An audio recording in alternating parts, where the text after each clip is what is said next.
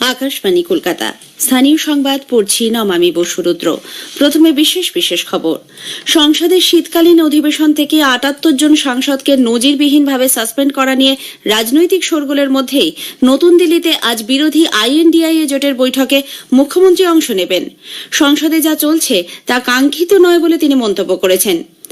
জল জীবন মিশনের মাধ্যমে ২০২৪ সালের মধ্যে গ্রাম বাংলার ১,৮৩,০০,০০০ বেশি বাড়িতে বিশুদ্ধ পানীয় জল পৌঁছানোর লক্ষ্যমাত্রা নেওয়া হয়েছে।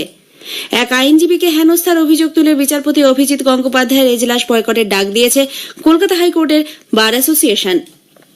বর্ধমান স্টেশনে জলের ট্যাঙ্ক ভেঙে ৪ জনের মৃত্যুর পর এই জোনে বিভিন্ন প্ল্যাটফর্ম চত্বরে থাকা জলের ট্যাঙ্কগুলি ভেঙে ফেলার সিদ্ধান্ত নেওয়া হয়েছে। দেশে করোনার নতুন প্রজাতি JN.1 সংক্রমণের প্রেক্ষিতে কেন্দ্র কোভিড পরিস্থিতির উপর লাগাতার নজরদারি চালিয়ে যাওয়ার জন্য রাজ্যগুলিকে আহ্বান জানিয়েছে। আসছি বিস্তারিত খবরে। সংসদের শীতকালীন অধিবেশন থেকে ৭৮ জন সাংসদকে নজিরবিহীনভাবে সাসপেন্ড করা নিয়ে রাজনৈতিক শোরগোলের মধ্যেই নতুন দিল্লিতে আজ বসতে চলেছে বিরোধী আইএনডিআইএ জোটের বৈঠক। মুখ্যমন্ত্রী মমতা ব্যানার্জি এতে অংশ নেবেন। উপস্থিত থাকতে পারেন দলের সাধারণ সম্পাদক অভিষেক বন্দ্যোপাধ্যায়। এর আগে মুখ্যমন্ত্রী বঙ্গভবনের সংসদীয় দলের এক গুরুত্বপূর্ণ বৈঠকে সভাপতিত্ব করবেন। দলের সব সাংসদকে ওই বৈঠকে উপস্থিত থাকতে নির্দেশ দেওয়া হয়েছে। উল্লেখ্য, গতকাল লোকসভায় নিরাপত্তার বিচ্যুতি নিয়ে বিরোধীদের হৈহট্টগোলে সংসদের উভয় সভার অধিবেশন দফায় দফায় বিঘ্নিত হয়। প্রধানমন্ত্রী এবং স্বরাষ্ট্রমন্ত্রীর বিবৃতির দাবিতে সরব হন বিরোধীরা এবং প্ল্যাকার্ড হাতে বিক্ষোভ শুরু করেন।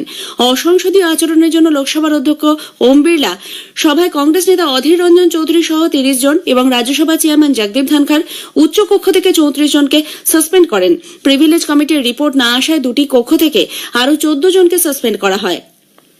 এর মধ্যে তৃণমূল কংগ্রেসের সৌগত রায়, কল্যাণ বন্দ্যোপাধ্যায়, কাকলি ঘোষ দস্তিদার, শতাব্দী রায়, অপরূপা পোদ্দার সহ অনেকেই রয়েছেন।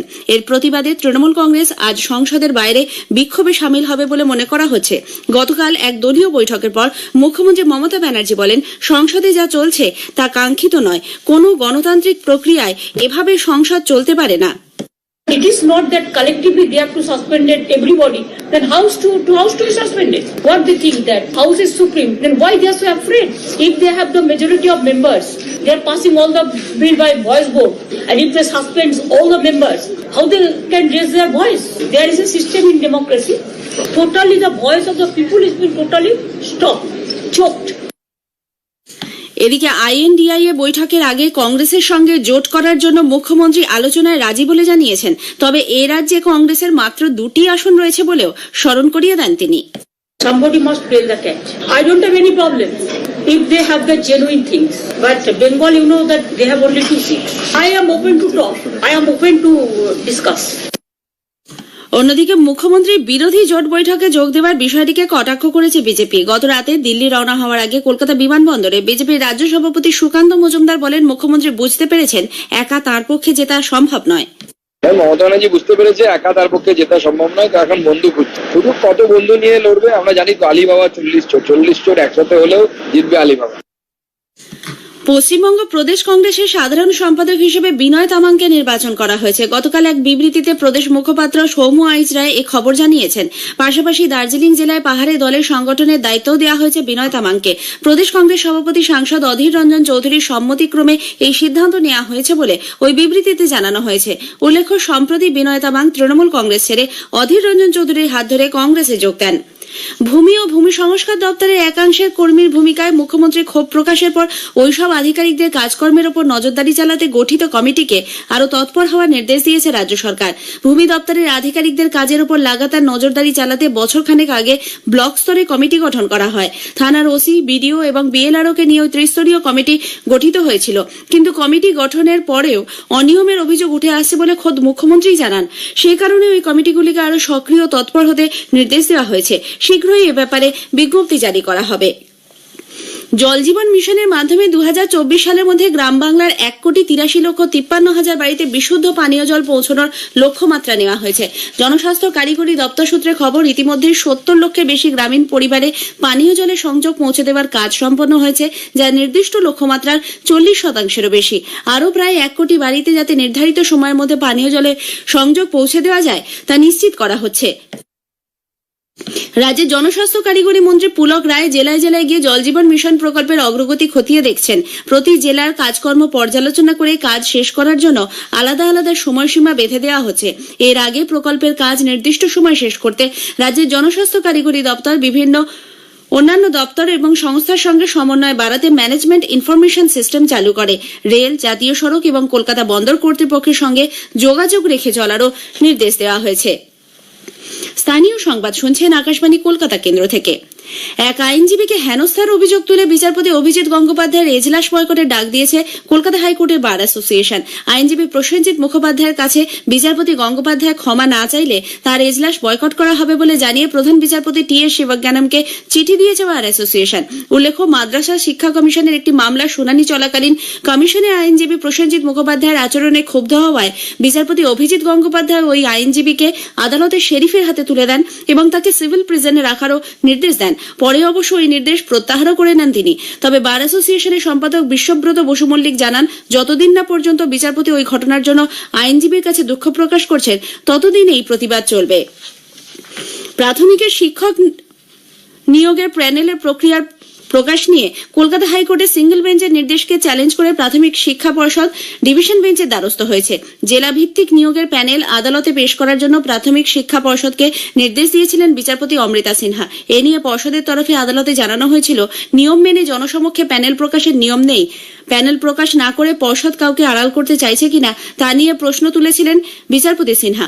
এবার প্যানেল প্রকাশের ওই নির্দেশকে চ্যালেঞ্জ জানিয়ে বিচারপতি সৌমেন সেন এবং বিচারপতি উদয় কুমারের ডিভিশন বেঞ্চে মামলা করেছে প্রাথমিক শিক্ষা পর্ষদ। আগামী সপ্তাহে ওই মামলার শুনানি হওয়ার সম্ভাবনা রয়েছে। বর্ধমান স্টেশনে জলের ট্যাঙ্ক ভেঙে 4 জনের মৃত্যু ও একাধিক মানুষের আহত হওয়ার ঘটনার প্রেক্ষিতে পূর্ব রেল এই জোনের বিভিন্ন প্ল্যাটফর্ম এবং স্টেশন চত্বরে থাকা জলের ট্যাঙ্কগুলি ভেঙে ফেলার সিদ্ধান্ত নিয়েছে। পূর্ব রেলের মুখ্য জনসংযোগ আধিকারিক কৌশিক মিত্র জানিয়েছেন, হাওড়া ডিভিশনে 3, আসানসোল ডিভিশনে 8 এবং মালদা ডিভিশনে 1টি এরকম জলের ট্যাঙ্ক রয়েছে।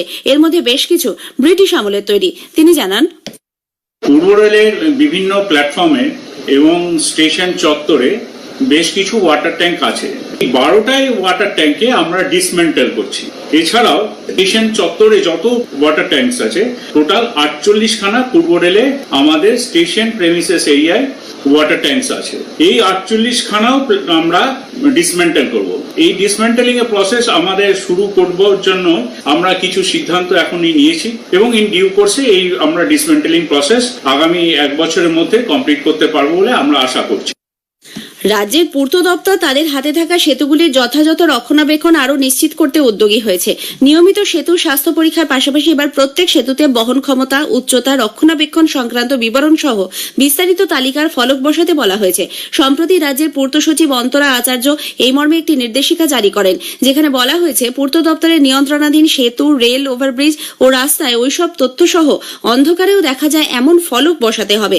একই সঙ্গে সেতুর নাম, নির্মাণের তারিখ এবং রক্ষণাবেক্ষণের দায়িত্বে থাকা পূর্ত দপ্তরের সংশ্লিষ্ট বিভাগের নামও সেখানে উল্লেখ করতে হবে, যাতে কোনো রকম অভিযোগ থাকলে তা সহজেই জানানো যায়। উত্তর পূর্ব সীমান্ত রেলওয়ের নিউ জলপাইগুড়ি হলদিবাড়ি সেকশনে বৈদ্যুতিকরণের কাজ দ্রুত গতিতে চলছে। জীবাশ্ম জ্বালানির ওপর নির্ভরশীলতা কমাতে উত্তর পূর্ব সীমান্ত রেলের নিজস্ব জোনের মধ্যে বিদ্যুৎ চালিত নয় এমন ব্রডগেজ রুটের 100% বৈদ্যুতিকরণের লক্ষ্যে নিউ জলপাইগুড়ি ঢাকা রুটের ভারত বাংলাদেশ সীমান্তের শেষ স্টেশন হলদিবাড়ি পর্যন্ত এই কাজ চালানো হচ্ছে। দেশে করোনার নতুন প্রজাতি JN.1 এর সাম্প্রতিক সংক্রমণের প্রেক্ষিতে কেন্দ্র কোভিড পরিস্থিতির উপর লাগাতার নজরদারি চালিয়ে যাওয়ার জন্য রাজ্যগুলিকে আহ্বান জানিয়েছে। স্বাস্থ্য ও পরিবার কল্যাণ মন্ত্রকের পক্ষ থেকে জারি করা এক নির্দেশিকায় জেলা ভিত্তিক সারি এবং ILI বিভাগে আসা সর্দি, কাশি এবং ইনফ্লুয়েঞ্জা নিয়ে আক্রান্ত রোগীদের উপর নিয়মিত নজর রেখে রিপোর্ট করতে বলা হয়েছে। পর্যাপ্ত সংখ্যায় RT-PCR টেস্ট ছাড়াও পজিটিভ নমুনার জেনম সিকোয়েন্সিং এর জন্য ইনসাকক ল্যাবে পাঠানোরও পরামর্শ দিয়েছে কেন্দ্র। স্বাস্থ্য সচিব সুধাংশ পান্তের পাঠানো চিঠিতে আগামী উৎসবের মৌসুমে এবং শীতকালে জনস্বাস্থ্য সচেতনতামূলক বিভিন্ন বন্দোবস্ত গ্রহণের ওপর জোর দেওয়া হয়েছে। পূর্ব বর্ধমানের আয়ুষগ্রামে পলাশতলা পাড়ার একটি বাড়িতে দুঃসাহসিক ডাকাতির ঘটনায় আতঙ্ক ছড়িয়েছে। গত রবিবার রাতে জনা 15-র একটি ডাকাত দল ওই বাড়িতে ঢুকে পরিবারের লোকজনদের হাত পা বেঁধে রেখে আটকে রাখে। অবাধে লুটপাট চালিয়ে কয়েক লক্ষ টাকার গয়না, নগদ 300 মার্কিন ডলার ও 3000 জাম্বিয়ান মুদ্রা সহ অন্যান্য নথিপত্র লুট করে নিয়ে পালায়। জানা গেছে ওই পরিবারের এক ছেলে জাম্বিয়ায় চাকরি করেন। কিছুদিন আগে তিনি বাড়ি ফিরেছিলেন। সেই সূত্রে বাড়িতে বিদেশি মুদ্রা ছিল। পুলিশ তল্লাশি শুরু করেছে। শেষ করার আগে স্থানীয় সংবাদের বিশেষ কিছু অংশ আরও একবার।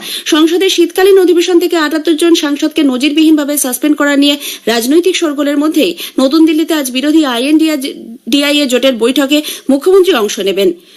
দেশে করোনার নতুন প্রজাতির সাম্প্রতিক সংক্রমণের প্রেক্ষিতে কেন্দ্র রাজ্যগুলিকে নিয়মিত নজরদারি চালানোর আহ্বান জানিয়েছে।